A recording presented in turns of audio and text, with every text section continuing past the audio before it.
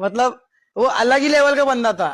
तुम्ही जी बोलताय ना ती मला बी नाही पडत आणि अजिबात नाही पडत. तर भावांनो, जय श्रीराम. मी आहे तुमचा गावाकडचा शुभया. काय होते माहिती का, उन्हाळ्याचं मरणाचं ऊन आहे आणि त्यात आहे ना बुधवारची आमच्या इथे दिवसभर लाईट घरी तर असलं मरणाचं उकडते ना, त्यामुळे घरी तर बसूच वाटत नाही. मग काय विचार केला, आता दाढी कटिंग दोन्ही थोडं थोडं वाढलंय. आता दाढी कटिंग करायला जायचं म्हणलं की लय संघर्ष, वाढव थांबावं लागतं राव नंबरला. पण चला म्हणलं आज काय नंबर नाही तेवढं, घेतली दाढी कटिंग करून मस्त मध्ये. मग आपलं थोडं वडापाव खायला म्हणलं जावं, आणि तिथं वडापाव आणायला गेलतोच. तिथं तर बघितलं तर काय, हे तर आहे ना वेगळाच विषय झालाय. भाऊ आहे का नाही, दुधाचा टेम्पो फुल भरून घेऊन चालला आणि जाता अचानक बार झाला. आणि तो आतमध्ये असल्यामुळे त्याला वाटलं काय वाजते काय नको, पण त्याला माहितच नाही की त्याचाच टायर फुटलाय. ड्रायव्हर लोकांना तुमच्यासोबत असं झालंय कधी, झालं असलं तर असं कॉल करून ह्याला सांगा. घरी आलो परत चाललो का तर मरणाचं ऊन लागायला लागलं, अंगात मोकार दारा निघायला लागला घामाच्या. इकडे मेडिकल पैसे आलो तर काकडे बी सोडून चालले. कशामुळं, त्यांना तर काय बिना लाईटीचं जमानाच. मला म्हणले तू बस, मी आलो चक्कर मारून गावात. मग मी काय नियोजन केलं, गेला आपलं पोपो शेटच्या इथं. त्यांच्याकडून आपली तालमीत चावी घेतली आणि तालमीत जाऊन झोपायचा विचार केला. कारण का असल्या उन्हाळ्यात सेफ ठिकाण म्हणजे आपली तालीमच. म्हणलं मस्त मध्ये झोपाव,